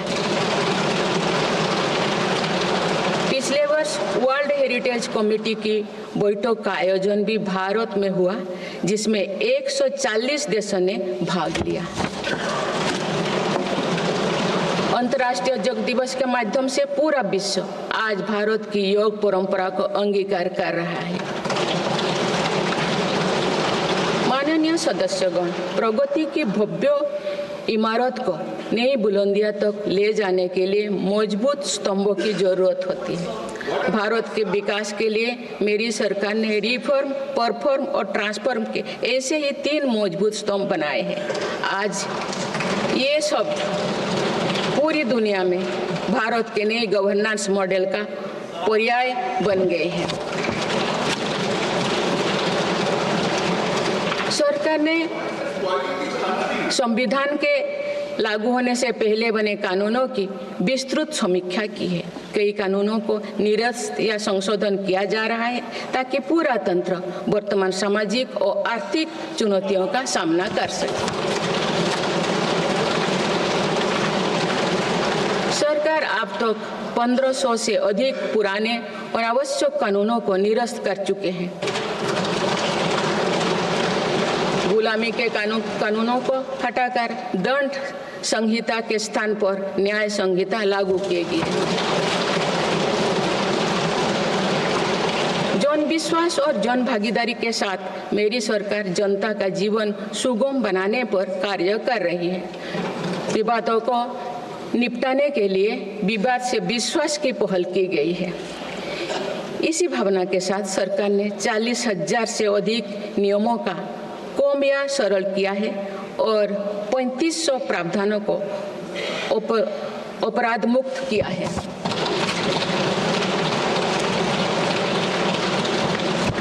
सरकार ने देश के अत्यंत पिछड़े इलाकों में आकांक्षी जिला कार्यक्रम प्रारंभ कर सुशासन का एक अनूठा प्रयोग किया है। इस कार्यक्रम से इन जिलों में स्वास्थ्य, पोषण, कृषि, सामाजिक विकास और शिक्षा जैसे विभिन्न मापदंडों में उल्लेखनीय प्रगति हुई। यूएनडीपी की एक रिपोर्ट में इस पहल की बहुत सराहना की गई है। इस सफलता से प्रेरित होकर अब देश के 500 आकांक्षा ब्लॉक में भी समग्र विकास हेतु अभियान प्रारंभ किया गया है। सुशासन पर ध्यान केंद्रित करते हुए आई गोट कर्मयोगी डिजिटल प्लेटफॉर्म बनाया गया है, जिससे सरकारी कर्मियों को अपनी दक्षता बढ़ाकर कर्मयोगी बनाने का प्रोत्साहन मिल रहा है। इस प्लेटफॉर्म पर 1700 पाठ्यक्रमों उपलब्ध है और अब तो 2 करोड़ से अधिक प्रशिक्षण पूर्ण किए गए हैं। माननीय सदस्यगण, इस वर्ष देश सरदार वल्लभ भाई पटेल की 150वीं जयंती मना रहे हैं। उनकी प्रेरणा से मेरी सरकार राष्ट्र प्रथम की भावना को लेकर आगे बढ़ रही है। देश की सीमाओं की रक्षा और आंतरिक सुरक्षा सुनिश्चित करने के लिए सरकार ने ऐतिहासिक कार्य किए हैं। विशेषकर रक्षा क्षेत्र में आत्मनिर्भरता में हमें बहुत उत्साहजनक परिणाम मिले हैं। हम मेक इन इंडिया से मेक फॉर द वर्ल्ड की ओर बढ़े हैं। इससे देश में रोजगार के नए अवसर भी बन रहे हैं। कुछ दिन पहले एक ऐतिहासिक पल में देश में बने 2 युद्धपोतों और 1 पनडुब्बी को भारतीय नौसेना में कमीशन किया गया है। देश में डिफेंस इंडस्ट्रियल कॉरिडोर की स्थापना और डिफेंस स्टार्टअप्स को प्रोत्साहन देकर हम आत्मनिर्भरता का और स्वरोजगार को मजबूती दे रहे हैं। सीमाओं की रक्षा के साथ साथ देश के सीमावर्ती क्षेत्र का विकास भी हमारी रणनीति का अहम हिस्सा है। सीमा क्षेत्र की सड़कें और अटल टनल, सेला टनल, सोनमर्ग टनल जैसे आधुनिक इंफ्रास्ट्रक्चर से रक्षा और पर्यटन का बढ़ावा मिला है। सीमा पर स्थित देश के प्रथम गांव में वाइब्रेंट विलेज कार्यक्रम प्रारंभ किया गया है। वामपंथी उग्रवाद को समाप्त करने के लिए के अंतिम चरण की भी शुरुआत हो चुकी है।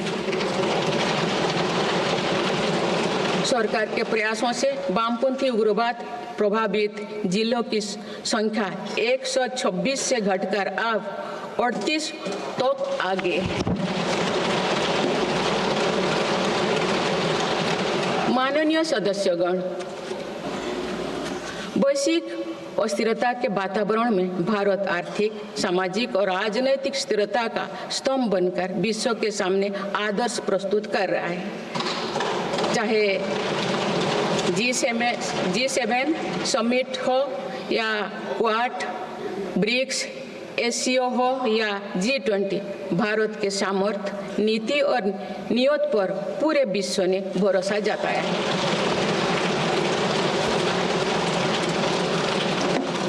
आज बड़े से बड़े वैश्विक मंच पर भी भारत अपने हितों को मजबूत के साथ आगे रखता है। G20 का सफल आयोजन और दिल्ली डिक्लेरेशन इसका उदाहरण है। तीसरी global south summit, Bharat Asian summit और भारत करिकम समिट में हमने ग्लोबल साउथ से जुड़े विषयों को अभिव्यक्ति दी है। हमने समिट ऑफ द फ्यूचर में भारत का विजन ऑफ फ्यूचर रखा है। इसी माह में मेरी सरकार द्वारा भुवनेश्वर में प्रवासी भारतीय दिवस का आयोजन किया गया।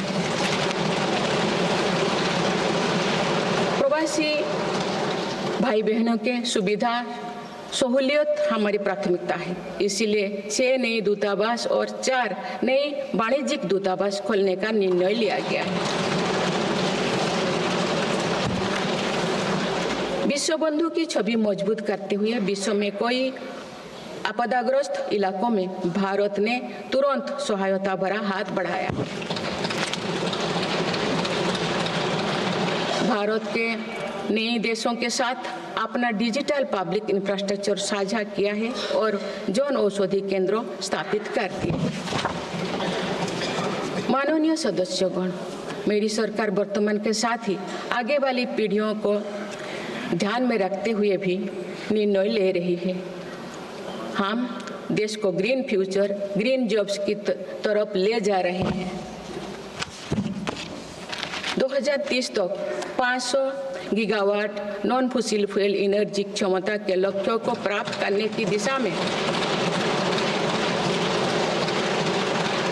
बीते 6 महीने में कई बड़े फैसले लिए गए हैं। पीएम सूर्यघर मुफ्त बिजली योजना के अंतर्गत 75,000 करोड़ रुपया की लागत से रूफटॉप सोलर सिस्टम स्थापित किए जा रहे हैं। अभी तक 7.5 लाख घरों में रूफटॉप सोलर की स्थापना की जा चुकी है। इससे रोजगार के अवसर भी बढ़ी है। राष्ट्रीय ग्रीन हाइड्रोजन मिशन के तहत 8 लाख करोड़ रुपए का निवेश और 6 लाख से अधिक रोजगार का सृजन होगा। हम परमाणु ऊर्जा का विस्तार करने पर भी तेजी से काम कर रहे हैं। मेरी सरकार वाहन स्क्रैपिंग पॉलिसी लाई है ताकि पुराने वाहनों का वैज्ञानिक तकनीकी से निपटारा हो और इससे भी रोजगार के नए अवसर सृजित हो। इसी क्रम में विश्व पर्यावरण दिवस 2024 पर एक पेड़ मां के नाम अभियान प्रारंभ किया गया।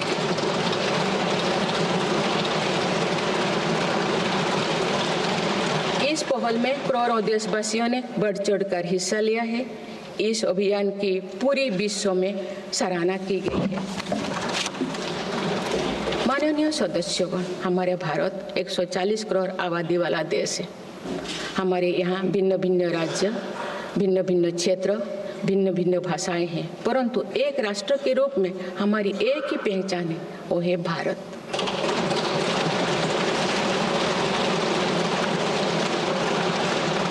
हमारा एक ही संकल्प है, एक ही लक्ष्य है, विकसित भारत।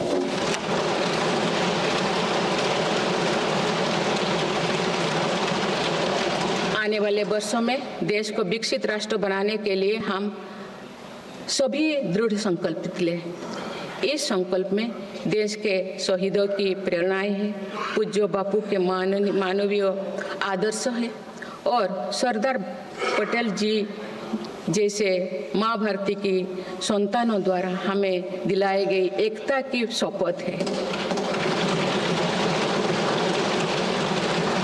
हमें इन प्रेरणाओं को आगे रखते हुए एकता के इस सामर्थ्य से विकसित भारत के संकल्पों को पूर्ण करना है।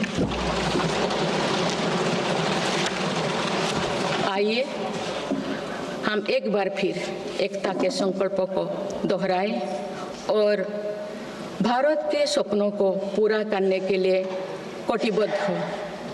जब हम साथ मिलकर बढ़ेंगे तो हमारी भावी पीढ़ियां 2047 में अवश्य विकसित, सशक्त, समर्थ और समृद्ध भारत देखेंगे।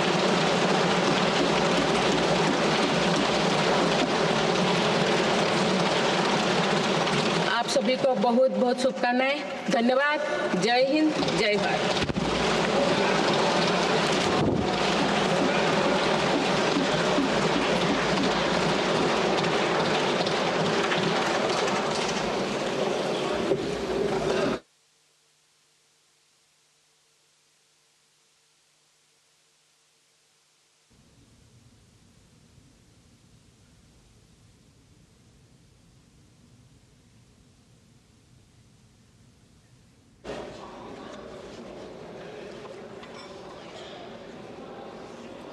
संसद के संयुक्त अधिवेशन को राष्ट्रपति द्रौपदी मुर्मू ने संबोधित किया। विकास भी विरासत भी के साथ Honorable members, I seek to read some parts from the English version of Honorable President's address, and the rest may be considered as read. Just 2 months ago, we celebrated the 75th anniversary of adoption of our Constitution, and only a few days ago, the Indian Republic completed 75 years of its journey. Mahakumbh is a festival of India's cultural tradition and social consciousness. I express my sorrow over the unfortunate incident that occurred on Moni Amavasya, and wish for the speedy recovery of the injured. To ensure that the journey towards Viksit Bharat continues to be guided by the ideals of our Constitution, the government has placed 4 key principles: service, good governance, prosperity, and pride at the core of governance. Initiatives like construction of 12 crore toilets under Swachh Bharat Abhiyan, 10 crore free LPG gas connections under Pradhan Mantri Ujjwala Yojana, ration for 80 crore needy citizens, the Subhagya Yojana, and the Jal Jeevan Mission have given the poor the confidence that they can live with dignity. Due to such efforts, 25 crore people have overcome poverty and moving forward in life. Honorable members, it is a matter of pride for the Parliament that India's daughters are now flying fighter jets, joining the police force, and leading corporate companies. Following my government decision, girls have entered and started enrolling in national military schools and National Defense Academy as cadets. Our daughters are also making the nation proud by winning medals in the Olympics. An internship program for 1 crore youth will provide them with hands-on experience in real-world work environment. In the QS World Future Skill Index 2025, India has risen to the 2nd place globally. Showcasing our leadership in artificial intelligence and digital technology, adoption in the future of work category. Similarly, India's rank in the Global Innovation Index has improved significantly, moving up from 76th to 39th position. For enhancing the ease of doing research, the One Nation, One Subscription scheme has recently been introduced, offering free access to international research materials. The inauguration of the new Nalanda University campus has revived India's ancient glory in education. Honorable members, the day is not far when an Indian citizen will travel to space aboard the indigenously developed Gaganyaan spacecraft. India's teams, whether at the Olympics or Paralympics, have consistently delivered outstanding performances. Recently, India also achieved remarkable success at the World Chess Championship.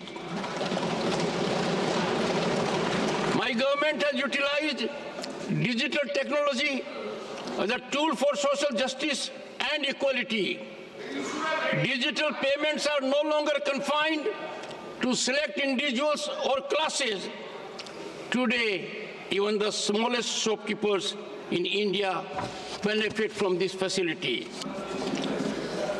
My government is continuously working to ensure competence in cyber security.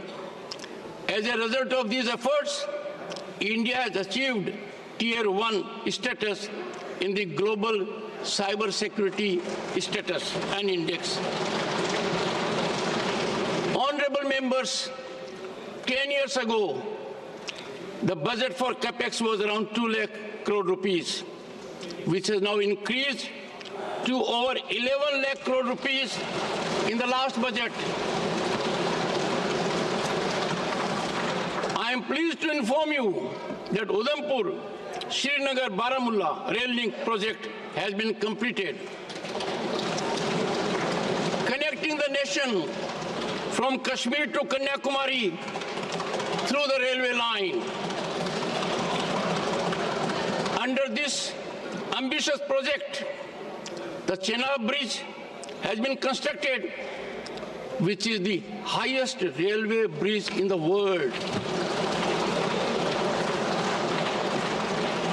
Honorable members, metro projects in Delhi, Pune, Thane, and Bengaluru, along with the recently launched Namo Bharat rapid rail services on the Ahmedabad-Bhuj route, are shaping the cities of a Viksit Bharat.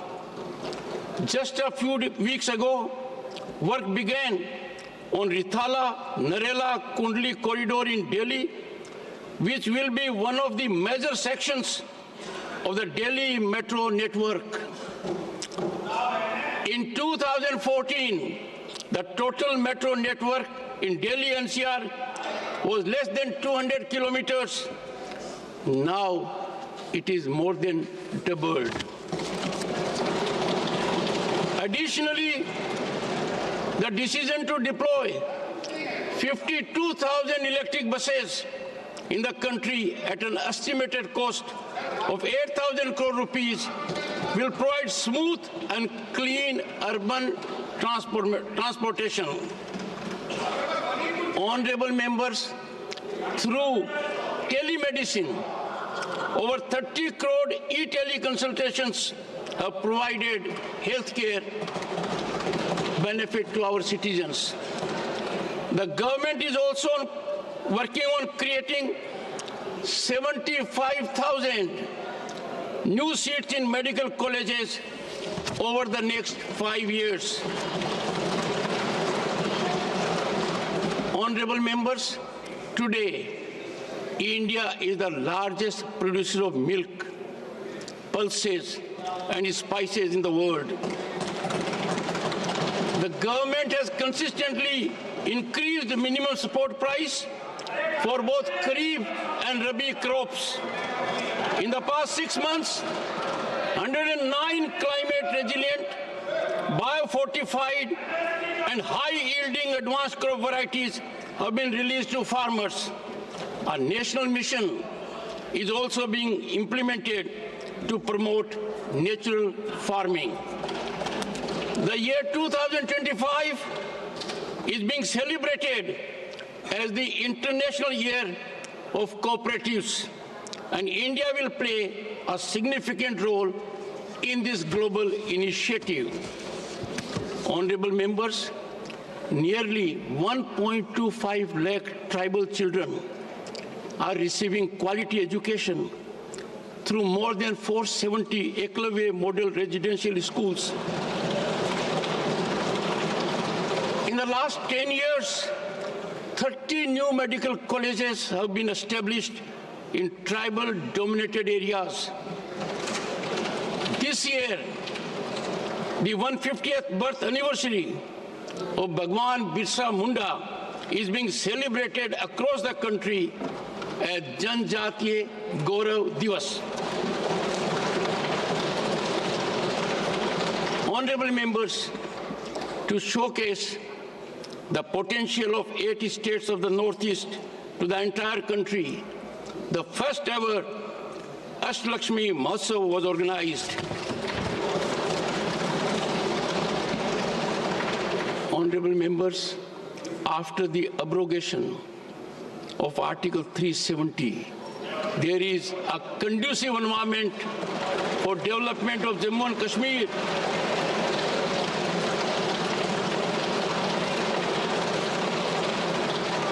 Both the Lok Sabha and Vidhan Sabha elections were conducted in a peaceful manner in Jammu and Kashmir. The people of Jammu and Kashmir deserve commendation for this remarkable achievement. Honorable members, this year we will celebrate the 125th birth anniversary of Dr. Shyama Prasad Mukherjee, who said, and I quote, "True nationalism lies not only in the physical unity of India, but in strengthening its cultural unity," unquote. My government is promoting national unity through cultural initiatives like Kashi Tamil Sangam, Kashi Telugu Sangam, and Saurashtra Tamil Sangam. By removing colonial era laws, a Nyaya Sanhita has been introduced in place of the penal code. My government has initiated the Aspirational Districts program in the country's most backward areas, implementing a unique experiment in good governance. A UNDP report has praised this initiative. Inspired by this success, the government has now launched a campaign for the holistic development of 500 aspirational blocks. Honorable members, this year the country is celebrating the 150th birth anniversary of Sardar Vallabhbhai Patel.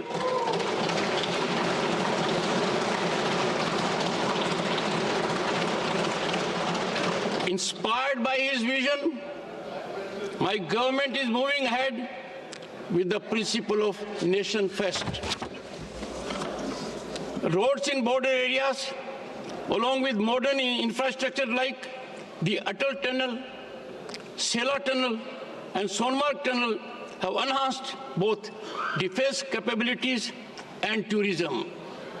The Vibrant Villages program has been launched in the country's first villages located along the border. The final phase of eliminating left-wing extremism has also begun. Due to the government's efforts, the number of districts affected by left-wing extremism has been reduced from 126 to 38 only.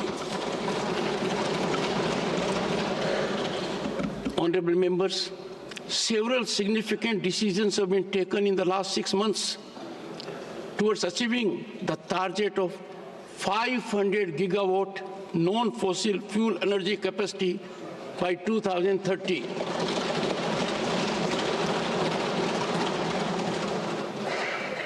The Ek Ped Maa Ke Naam campaign launched on World Environment Day 2024. Millions of citizens have enthusiastically participated, and this initiative has been appreciated worldwide. We have diverse states, diverse regions, and diverse languages. Yet, as one nation, we have only one identity, Bharat. And we have only one resolution, one goal, Viksit Bharat.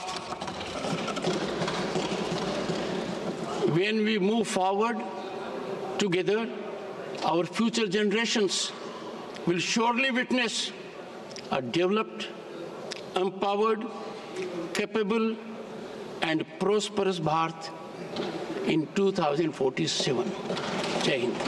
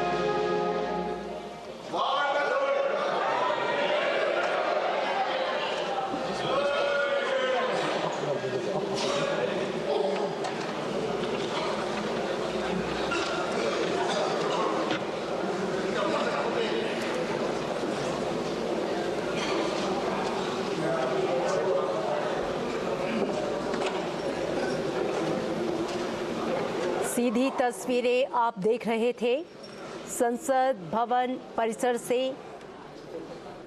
संयुक्त सत्र को संबोधित करने के पश्चात राष्ट्रपति द्रौपदी मुर्मू हाथ जोड़कर सभी का अभिवादन स्वीकार करते हुए संसद भवन परिसर से प्रस्थान करती हुई और उनके अभिभाषण के बाद उपराष्ट्रपति महोदय जगदीप धनखड़ जी का भी संबोधन हुआ और तस्वीरों में आप देख सकते हैं माननीय सांसद गण खड़े होकर उनका अभिवादन करते हुए।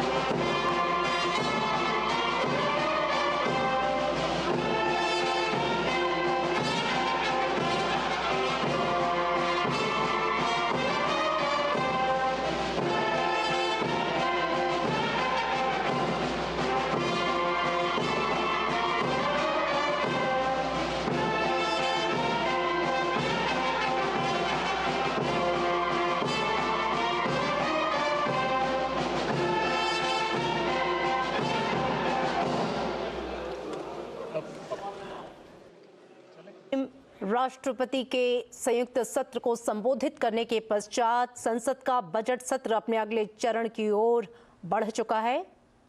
राष्ट्रपति द्रौपदी मुर्मू और उपराष्ट्रपति जगदीप धनखड़ के प्रेरणादायक शब्द हमारे मार्गदर्शक बन गए हैं। इस सत्र में जहां एक ओर विकसित भारत का सपना आकार ले रहा है तो वहीं दूसरी ओर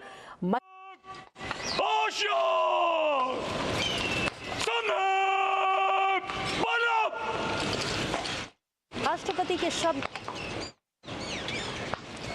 आर्थिक और तकनीकी मील के पत्थर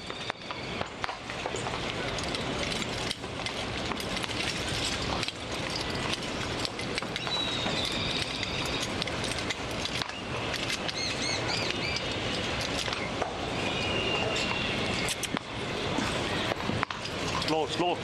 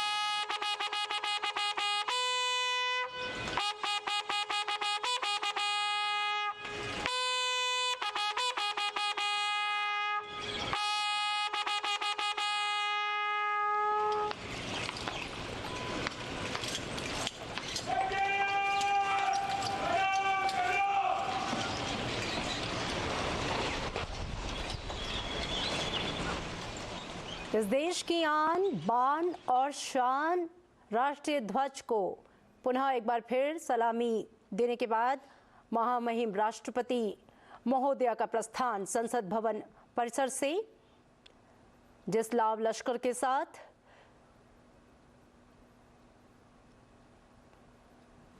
राष्ट्रपति महोदय का आगमन यहां हुआ था, उसी तरीके से ससम्मान पूर्वक उनकी विदाई और अपनी बग्घी में सवार होकर राष्ट्रपति महोदया प्रस्थान करेंगी राष्ट्रपति भवन की ओर।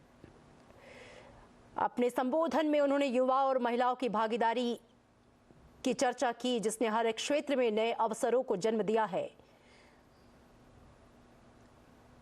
उन्होंने बताया कि विकसित भारत 2047 तक का जो सपना है वो सभी के संकल्पों और सभी के सहयोग से पूरा होगा, जिसके लिए सरकार प्रतिबद्ध है।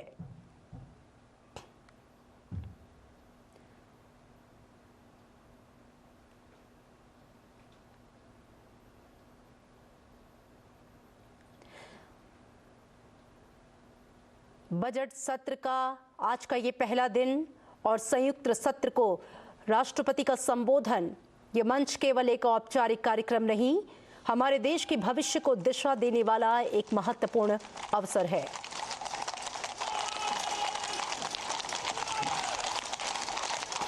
और अपने काफिले के साथ राष्ट्रपति द्रौपदी मुर्मू का संसद भवन परिसर से प्रस्थान होता हुआ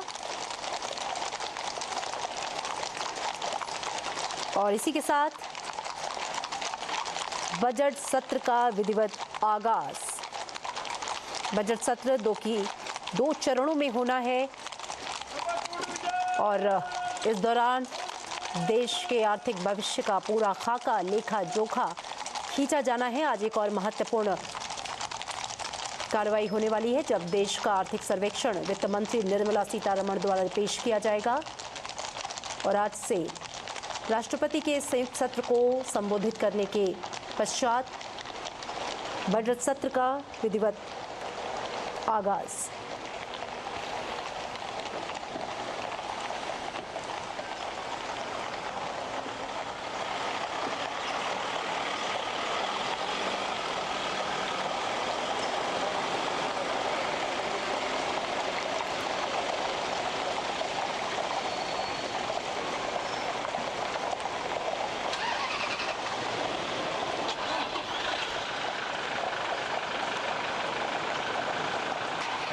बजट सत्र जो कि 2 चरणों में विभाजित किया गया है। पहला चरण आज यानी कि 31 जनवरी से शुरू हुआ है, जो कि 13 फरवरी तक चलेगा पहले चरण की अवधि, और उसके बाद दूसरा चरण यानी कि बजट सत्र का दूसरा हिस्सा 10 मार्च से शुरू होगा, जो कि 4 अप्रैल तक चलेगा।